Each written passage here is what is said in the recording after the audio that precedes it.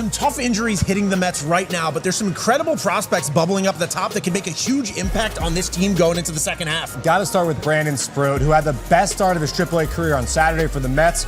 Working with Francisco Alvarez for the first time, we know he's got the big league stuff. He could be on the verge of finally helping this New York Mets team. Nolan McLean, sporting a sub-3 ERA in AAA, had a really dominant start at AA too, in that same rotation with Brandon Sproat. And tons of guys in the bullpen, names like Anthony Nunez, Dillon Ross, Ryan Lambert, Julian Merriweather. The Mets have a lot of hard-throwing options, Vito, and a lot of these guys could help the Major League team, like you said, in the wake of all the injuries. Welcome to Meet at the Apple, presented by PC Richard & Son, and we are actually live from a PC Richard & Son in College Point with a bunch of Mets fans here right now. I'm Vito Calisi, that's Jonathan Barron, and this is a little different because not only are we at PC Richard & Son, but we're recording this during Game 3 against the Pirates. We are. Not even going to bother updating where the score is right now, but we're also in front of a live studio audience for the first time doing Meet at the Apple, so that's a lot of fun. And the Mets are getting ready to come back home for a big 3-game series against the Brewers before the Subway Series installment, round 2 at Citi Field. It's going to be a huge weekend 1 week from now at Citi Field. So, Vito, let's get right into it. So far, kind of a tough weekend for the Mets. Oh, yeah. A lot of weird things happening. Game 2, the rain after a fast start by the Met offense kind of slowed them down a bit. But Phillies lost on Saturday. I believe right now they're tied 1-1. And, these are the constant ebbs and flows of a baseball season that every team is going to go through. I know after our last episode, we posed the question, are the Mets back after they won the last 2 games against the Braves? Feeling good? Yeah, not feeling as good right now, but we see how quickly things can change in a heartbeat in this game. And, you snap a finger, you look back up, and the Mets will be feeling a whole heck of a lot better, and that's going to start on Tuesday against the Brewers when the Brewers come to town. Yeah, you're talking about a Mets team that's had 2 big winning streaks already this year. The Mets are always, they have the talent, they have the guys on this roster that are always just right there. There's always that dangerous inning. There's always that possibility to go on another streak. And I was talking to everybody here at PC Richard & Son before about this. Last year around this time, we were tracking wild card standings. This year, we're battling for first place in our division against the Phillies. It's a much nicer place to be right now. And yes, it's a tough weekend. It's a tough weekend to watch the Mets lose 2 out of 3 against the Pirates, and at this time, on their way to possibly getting swept by the Pirates. It's not an easy game to watch, but I feel good being right in striking distance of first place. I mean, that's where you want to be at this point halfway through the season, right? Yeah, I think that, the perspective of we were 21 games over and now we're not, that can make you feel a little down in the dumps, if you would. Yeah. Given the current situation. But after the team meeting, a lot of those guys came and they spoke to the media, namely Francisco Lindor, Brandon Nimmo. Francisco Lindor said, we are literally right there for first place with the Phillies. This is going to be a dogfight down to the very end. And I know that the fans here and the fans at Citi Field this week and all season are excited to come support this team no matter what throughout what's going to be a very fun summer at Citi Field, vying for a postseason spot. And ultimately, that's what you want, right? You want every season to be a year where your team is competing, your team is in a race, your team has a chance at a playoff spot. Baseball is not like the NHL or the NBA where 16 teams are making the playoffs out of 30 in the NBA. Literally more than half the league is in the playoffs. In the NHL, half the league gets in. In baseball, it's less than that. Now with the expanded playoffs, it's 14 teams. But you want to be one of those 14 teams right in the thick of things. Another thing to consider is the trade deadline season that is upon us. July 31st deadline, it's coming up. We're just about a month away. You're going to start hearing a lot more about trade rumors and things like that. And we saw the Mets last year at the deadline. It sounds like, it feels like this Mets team, this is, you never want to punt on a season. I'm not saying the Mets are going to punt, but you want to go all in when you have the chance. Yeah. Because things happen all the time in baseball. Big injuries could happen at any time, whether it be in the offseason, spring training. When you got the horses, you got the cards. This team has one of the best trios it might ever have in Soto, Alonso, and Lindor. You got to go for it when you have those 3 guys, right? They're healthy. They're in the prime of their careers. You go for it. And we know this Mets front office is aggressive. We know this Mets front office has a great track record in the year plus of being assembled under Steve Cohen. And so that gives me a lot of reason to believe that it's going to be a very fun July. It's going to be a very fun August. It's going to be a very fun September. And it's going to be a very fun October in Queens. Yeah, and there's certain guys on this lineup that are starting to turn things around. I mean, Brandon Nimmo's a guy who all season we were seeing just have like these insane hard hit numbers, just hitting into bad luck. Brandon Nimmo's starting to break through a little. Baty is getting hot. And we have guys coming back. We have guys on the horizon that are on their way back to this roster that are going to make a gigantic difference.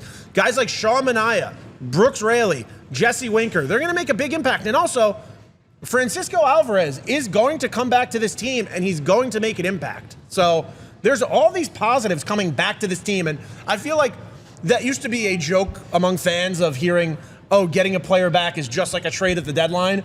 Well, this team is in a position where they could do both. I never understood why people mock that. Like, I do think that when you get a player back off the injured list, yes, if a team makes an excuse and says, that's the difference. Well, we don't need to acquire anybody else because we have this guy coming back. Yeah. But an addition is an addition. No, addition is one thing, but it was like the years of telling us, like, hey, you don't need anybody else. You're getting this person back at the deadline. That was the problem.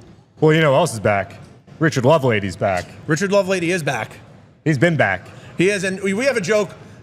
If you are sitting at Citi Field, there's a camera guy at Citi Field. His name is Dillon Ross. You're going to notice this guy walking around the ballpark now because he looks exactly like Richard Lovelady. It's actually scary how much they look alike. So that is not Richard Lovelady. That is Dillon Ross. But, yeah, let's talk about guys like Senga and Manaea coming back. Brooks Raley coming back, I think, is going to be the biggest piece. Because Brooks Raley being an impact in that back half of the bullpen, having a top-level lefty available out of the bullpen, we're seeing the trickle-down effect of the effects of A.J. Minter, the effects of Danny Young. Brooks Raley is going to make a gigantic difference in that bullpen.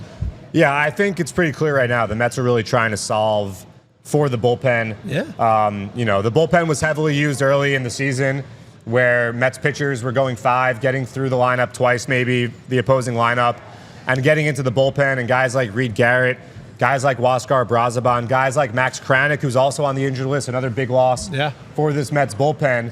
There's been a bit of struggles, especially here in June, and the Mets are trying to solve, okay, how can we plug some holes here? That's why you see constant moves each and every day. It seems like the Mets are making roster moves. There are some guys in the minor leagues right now who fans might not be thinking about in AA and AAA that you could see come up at some point here in the near future. A couple of guys we just saw. There was one in particular, Vito, that really caught my attention, and it was Jonathan Pitaro, who, number one, is a great story, indie ball guy. This time last year was literally not in affiliated baseball. Signed by the Mets, dominated in AA, first with Brooklyn, then goes to Binghamton, then goes to the Arizona Fall League, has a good Fall League as well. When the Mets made the move to call Pitaro up, the interesting part of that was Pitaro had not pitched at AAA. He was supposed to go to Syracuse, but he had only been at AA Binghamton. Then the Mets make the move, and to me it said, okay, there's not this, you need to hit this step, and then the next step, and the next step. There's no formula to getting guys to the major leagues. It's more, do we have guys that can help us right now? And I think that it's easier to call a pitcher up that maybe hasn't played AAA ball than a position player. A position player is going to see in the major leagues, making a jump from AA to the majors, breaking balls he's never seen before. That's a tough challenge. The Mets have some stuff monsters in the minor leagues right now. So I'm going to throw a name out there, Anthony Nunez. Kind of like Pitaro, a kid who was drafted by the Padres 2019, position player. COVID comes, sent to the development camp, decided position player was no longer for him. Still had NCAA eligibility, goes back to college, turns into a pitcher, University of Tampa, not drafted, signed by the Mets, dominated for the Cyclones, now at AA, strikeout per 9 over 14, a stuffed monster. By that, I mean he throws hard, upper 90s, nasty splitter, nasty slider, the kind of stuff you can get big league guys out with. That's the kind of guy I could see the Mets potentially giving a shot to the way they gave a shot to Pitaro. Another guy, Ryan Lambert. Another guy, Dillon Ross, right now with AAA Syracuse. So a guy who's gotten to face some major league caliber hitters. We talk to guys all the time, right? What's the biggest jump in the minors? You hear AA to AAA. The talent level, because in AA, it's still a lot of guys who are 2021. When you get to AAA, there are guys who have been in the major leagues, guys with families, grown men. It's a lot different. So to pitch in AAA, a guy like Dillon Ross, who also throws 100 like Ryan Lambert does, these are the stuff monsters who I do think, as the Mets continue to try to solve, how do we get this bullpen right? How can we plug some holes? It could be guys like that people should be keeping an eye on, those names. Yeah, and look, the minor leagues right now in the Mets farm system are just absolutely stacked. There's a reason that 3 of the 4 main levels of Mets minor league development right now have already clinched a playoff spot. We're talking about the St. Lucie Mets, the Brooklyn Cyclones, the Binghamton Rumble Ponies. All 3 of those teams are already guaranteed a playoff spot this minor league playoffs. And a guy that's had one of his best starts of his AAA career so far, Brandon Sproat, could also be an option out of the bullpen if we're looking down the stretch this year. Brandon Sproat, 6 innings, only gave up 2 hits and 6 strikeouts. A guy like Jon was talking about before throws hard. He can throw 100 miles an hour. It's the kind of guy that is going to be dominant out of the bullpen. A guy we said early in the season at Mets House, we were doing an episode saying what minor leaguers could have an impact this year. Dom Hamill. He's been in this system for a while now. He's been begging to get his chance. And we said at the beginning of the year, I'm going to say it again now, this is the year Dom Hamill is going to get his shot. And it's going to be the year where Dom Hamill makes an impact on the Mets team. Yeah, I want to backtrack to Sproat. You talked about the start on Saturday, the best of his career.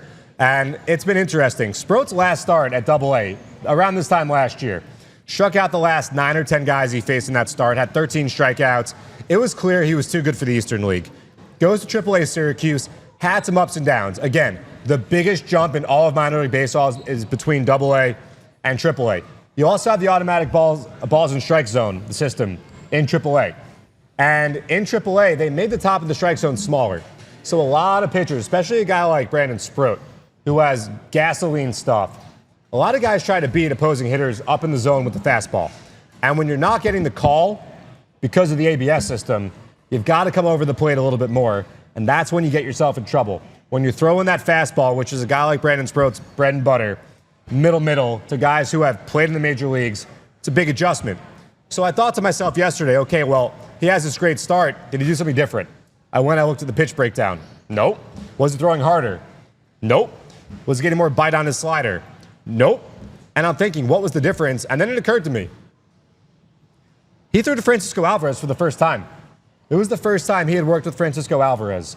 And we've heard a lot of guys, from Justin Verlander in 2023 to Max Scherzer to Clay Holmes this spring training when we talked to Clay and the rest of the starting staff. Alvy's only 23 years old, but he carries himself, and he is a field general like he is a 10-year major league vet behind the dish. And I think there's something to Sproat working with Alvarez for the first time, and the results we saw in the start by Brandon Sproat.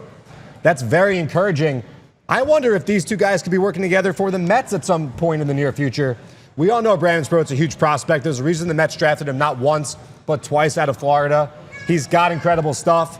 And I think every time he goes out there, he learns something new about himself. And it is incredibly encouraging to see the kind of start that he had, especially with the Mets right now, down 3 starters. They start the season without Montas and Manaea.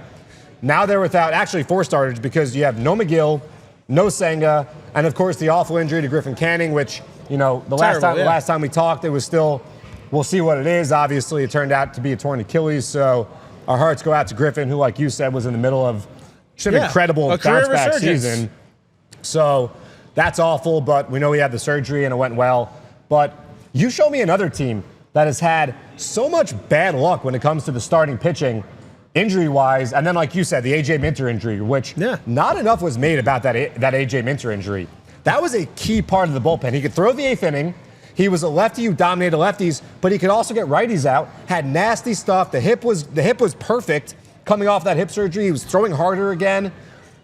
A tough guy to replace. It was almost like the injury itself was so casual in the game that it just kind of gotten written off, because also the Mets were crushing at that time. Yeah. Everything was rolling around. Everybody was like, we're going to be okay. But these injuries pile up. And look, you know what? Like I said before, Brandon Nimmo. Brandon Nimmo is breaking through right now, and it's really exciting to see, because we sat with Brandon Nimmo earlier in the season, and I brought up Brandon Nimmo's hard hit numbers to him. I brought up his expected batting average to him, and he looked at me in the face and he said, yeah, you're telling me. Well, as a team, the Mets actually have the best hard hit rate, easy for me to say, in all of baseball. So even though the Mets are where they are in the standings, there's a higher ceiling here for this offense. And that's why when everyone... And tell everybody about last year when you brought that up. Around this time. Around this time, yes. This team has been a bit snake-bitten by batted ball luck. That was the case last year in May when the team struggled. They were hitting the ball hard. They just weren't coming up with the right luck. And when people talk about the struggles with runners in scoring position, it's a hot button topic. Everyone likes to talk about it. You know, is it a skill? Is it not a skill? It depends who you ask. I'm a guy on a podcast sitting in front of a microphone who never played above early high school ball days. But I do think that it is a bit of luck. I do think that guys go up there trying to put the ball in play. And I think the Mets have struggled with some batted ball luck, and that there is a lot of reason to believe that will turn in their favor. I remember they went to Anaheim last year, and we talked about this. That was yeah. They had a bad 2-week stretch with runners in scoring position. They were really struggling. And we said in that episode, actually, Griffin Canning shut them down the Sunday game in Anaheim. Yeah. And he was having not a good season. That was part of the Seattle trip, right? Where they scored. Yes. It was pretty much like this. Yes. And, you know, you look at the ebbs and flows of hitting with Risp, and we knew that it was going to even out. And it did. And the Mets came home. They had a huge homestand. The same is going to happen here. This team is going to explode offensively. It's not a matter of if, it's a matter of when. Hopefully it happens this Tuesday. We really hope it happens next weekend with the Yankees in town. We want to party at Citi Field. You know what I'm bummed about? What? No night game against the Yankees. That's garbage. No national game is nice. I like national games. I don't. It depends on the national game. There's certain teams I don't like hearing. I'm not going to name names. You mean broadcast teams? Yes. So you know why I'm bummed is because a lot of the great things about Citi Field, which the Yankees copied, by the way, like our pitching sequence, our pitching change. First of all, do you know the Yankees play the stand clear the closing doors Yeah, they started audio? doing it in the playoffs last year. I mean, what are we doing here? Also, PC Richard is giving out these flashlights today that are perfect. That are perfect for the pitching change thing. So everybody here right now should grab these because But also, if you have a power outage at home, it's good for that too. These are perfect for the pitching change when everybody brings out their phone because then you can still use your cell phone, but then you have the flashlight right That's here, right. so. Record the video, get that thing on TikTok, and use the flashlight. This way it's not shaking. There you go. But I was really hoping for a night game. I thought ESPN would pick up the Sunday game. They chose not to. Aren't you happy? Kind of. I think a night game insight, is... we have to record after a series ends. So when there's a Sunday night baseball game, I'm editing till like 2 a.m. So I'm happy there's no Sunday night baseball There game. are pros and cons to everything in life, right? But I mean, I think you guys would agree. It would be nice to get the pitching change. Narco hits different at night. We all know that. Edwin coming in with the light show, the spotlight, the whole thing. I don't know. I would have liked one night game against the Yankees. Yeah, Friday night would have been nice. Well, yeah. I know, July 4th, so that's why it's not. But Yeah, 3 o'clock game. Weird. 3 o'clock is weird. 4 o'clock I'm okay with. 1 o'clock I'm okay with. 11 a.m. 11 a.m. I would love. Yeah. July 4th last year, 11 a.m. was amazing. Oh, well, that's a DC thing. I know, but I'm saying Yeah. I could do. Would you guys like 11 a.m. Citi Field starts? Would you like that or no? No. We did noon this year against the Cubs on Mother's Day. But you have your whole day after. You could go enjoy the summer. You could go to the beach even. You know what? Fallacy. I think it's a fallacy. So the Yankees played 11:30 last weekend against Baltimore. They were the Roku game. That game ended like 2:30. You're getting out of Citi Field, you're driving, you're taking the train, whatever it might be. You're not getting home till like 3:34 realistically. So the day's kind of gone. Yeah, you can still do something. You know what's the best part of the day though? Being with all your friends and family at Citi Field. No, for sure. 42,000 of your closest friends. Nothing beats that. But you know what? There you go. We've gotten sidetracked because we have like a list of 8 guys to bring up right now. 8 prospects who could really make a difference. And another top level guy that we didn't bring up is Nolan McLean. Yeah, Nolan McLean, I think, is probably one of the biggest risers in the Mets minor league system. It's him and Jonah Tong. Jonah Tong's not on this list. And because Jonah Tong's not, we're talking about guys who can make an impact this year. Jonah Tong, look, we've been, I would say we were the earliest on any Mets podcast of being Jonah Tong truthers. Big Jonah Tong fans here at Meet at the Apple. And I don't know, like the Mets have been aggressive. We just saw the Braves bring Didier Fuentes up from AA to the major leagues. And, I think each case is different. And obviously Jonah Tong leads the minor leagues in strikeouts. Personally, I do think it would be beneficial for his development to get a little seasoning at AAA. 100%. Face that next level of hitter. So he's not going to be on this list. But he's very young, too. He is very young. He's young, guys. Good Canadian boy. But as far as risers in the Met system goes, Nolan McLean and Jonah Tong are 1 and 1A. Nolan McLean played college ball. Jonah Tong did not. Nolan McLean drafted as a two-way guy, was a reliever in college. So he'd go at 2 home runs. And then he'd come into the game as a pitcher, strike out the side in the 9th inning. Just bad you know what. but he's been a pretty lights-out starter this year for the Mets. The Mets saw him in Double-A make, I think, 5-6 starts, promoted him quickly. And a lot of guys struggle with the jump from Double to Triple-A. We've talked about it in the last 20 minutes right here. Not Nolan McLean. ERA is under 3, dominant against righties, high-octane fastball, that sweeper moves like a wiffle ball, developing the changeup a little bit more. Is there a downside to getting him a little bit more work in AAA? No. And I think with the return of Manaea, we'll see where the Mets go with it. But Nolan McLean, a guy not in the 40-man roster right now, so the Mets would have to add him to the 40 to get him up into the big leagues. But certainly a guy, because he is one step away from the major leagues at AAA and having the success, definitely towards the top of the list of guys who could be starting a game for the Mets pretty soon, especially given the circumstances of all the guys missing right now, like we mentioned, which is not a good situation at all. And also, fun fact about Nolan McLean, teammates with Carson Benja in college, another top-of-the-line Mets prospect, but college coach Robin Ventura. That's right. He was a grad assistant, Robin Ventura, went back to Oklahoma State to be. Those Oklahoma State boys, they are loyal. The Cowboys, they're diehard. So you mentioned Carson Bench, who's now with the Binghamton Rumble Ponies, who's crushing it. Jacob Reimer also. Jacob Reimer has been the Cyclones this year. If you were not watching Cyclones 30 games over 500. And also just like it seemed like they scored 20 runs a game every single night. If Vito and I weren't here today, which we're very happy to be here, of course. But if we were not here right now, we would be at MCU Park watching the Cyclones. Vito would probably have mimosa in hand. Me, I'm not so sure. No, I would. That's a great place to go. We appreciate you guys coming out here today, but you guys got to get to MCU. A great place to watch a ball game. Coney Island, obviously, so much fun for the whole family. That team is so talented. Each level of this farm system is brimming with talent. That's why Vito mentioned the 3 teams that have already clinched postseason spots. You know, St. Lucie. The last couple of years, St. Lucie Mets baseball have not been great. Them clinching the playoff spot already is awesome. Colin Houck, Mets first-round pick a couple years ago. First-year pro ball, really struggled. And people were really, really concerned about Colin Houck, taken 32 overall by the Mets. Came back this year, repeated low A, has been a different guy.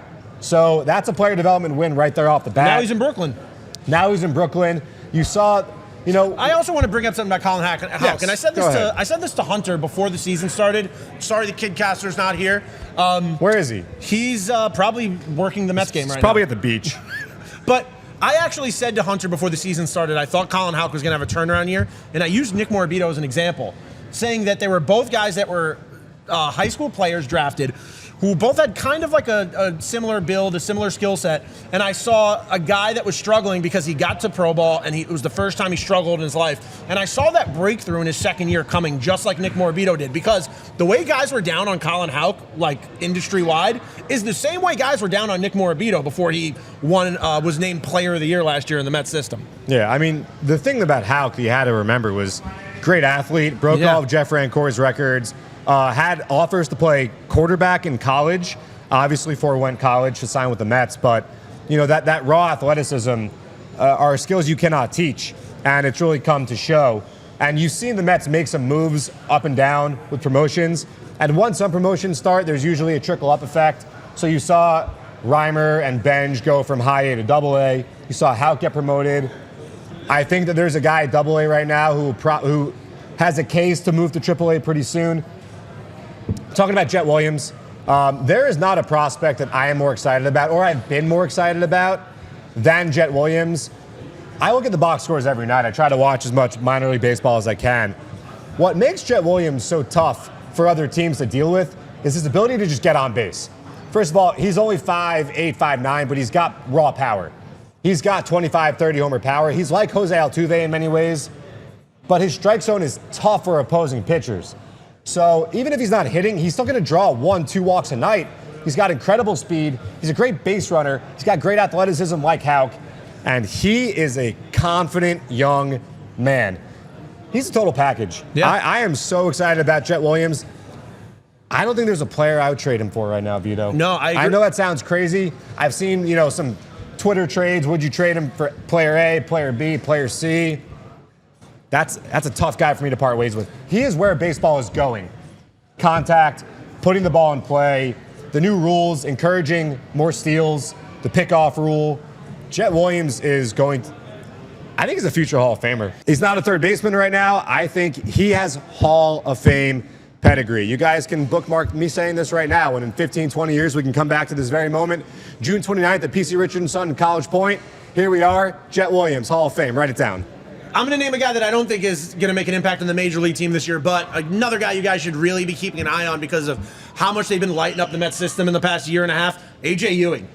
50 stolen bases already for the Cyclones. Does he lead? He's top 5 or something in all of minor league baseball, right? He has more stolen bases than 4 minor league teams do all together.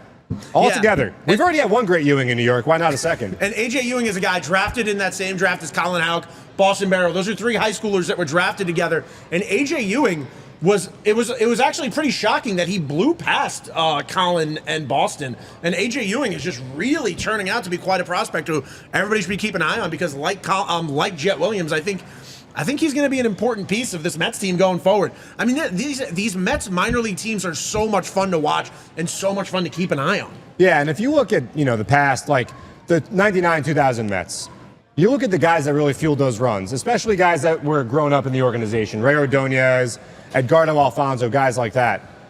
Those minor league teams that those guys played on, they won in the minor leagues. And we always talk about, is winning super important in the minor leagues, or is it more about development? I think ultimately the name of the game is development, right? Yeah. But winning at the major leagues lags winning in the minor leagues.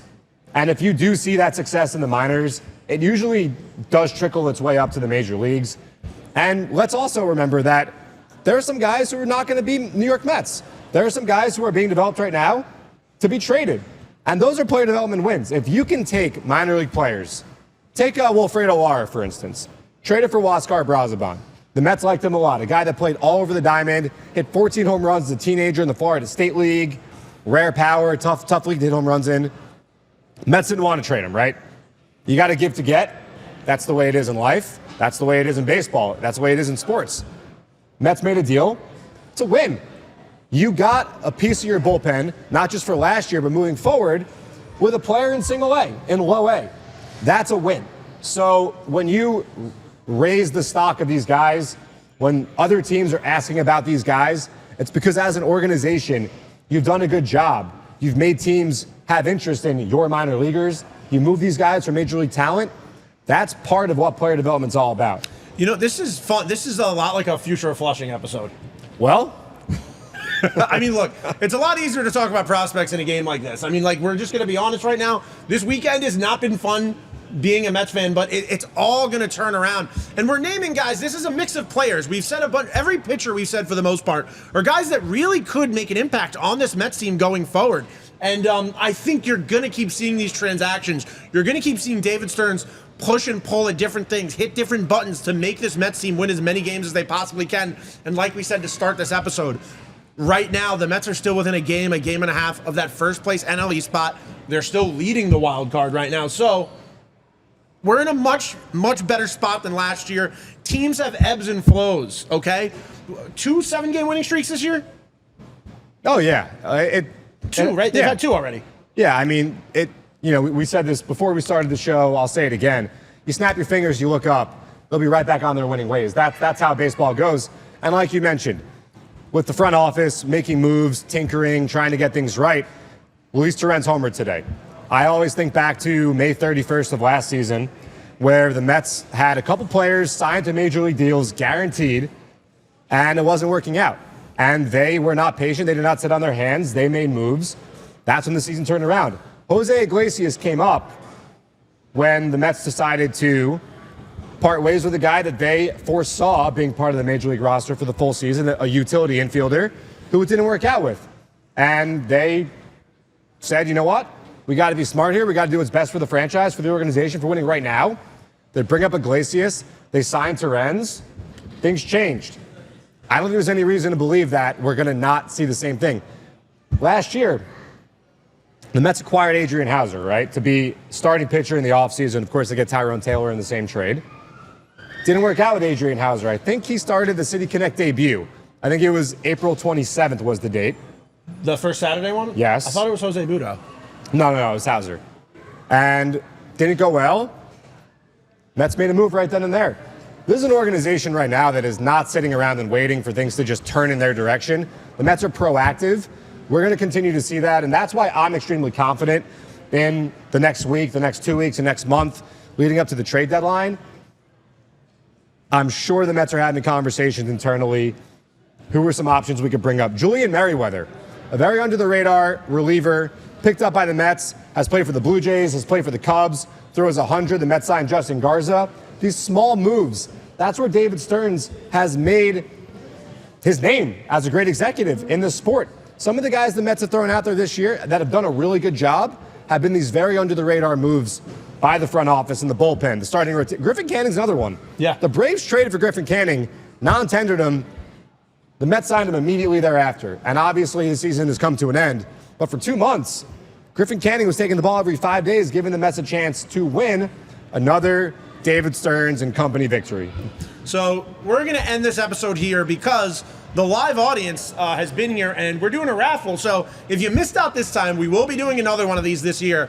We're giving out a bunch of cool stuff today. We're giving away a signed Sean Manaea hat. We're giving away some tickets to this week's game, and even some signed baseballs. So if you didn't make it out this time, you got to come next time. Also, subscribe to me to the Apple, Spotify, wherever you get your podcast. Everybody here, I ask you guys, subscribe. Give us a 5-star rating and a review. The reviews really go a long way. It really helps the show get more noticed. So if you have time on your way home to just give a review, help us out. Really makes a difference. I'm on Twitter at Vito F. Khaleesi. John is on Twitter at JMB9191. We have to do this raffle. Thank you guys for listening. We'll see you guys next time at the Apple. Before we go, we got to remind everyone, we're here right now, but you guys got to get out to your local PC Richard & Son store. I got the proof right now because I'm in the store. They've got the best staff, the friendliest, the most knowledgeable staff, and the guaranteed lowest prices. So whether you're looking for a TV, let's see, we got barbecue grills, we got washer dryers, there's recliners TVs, over there. Recliners, sofas, there's actually video games, massage pods, AirPods, audio systems, surround sound, whatever it is. They've got it right here, so make sure you head out to your local PC Richard & Son Yetis. store. I didn't know PC Richard & Son sold Yetis. You go to the beach, you got some air conditioners here. Literally, guys, when I say they have it all, they have it all. They've been doing it longer than anybody else What since year? 1909. 1909. So make sure you check it out, and check us out here next time. We'll promote that, but thank you for listening. And we'll see you guys next time at the Apple.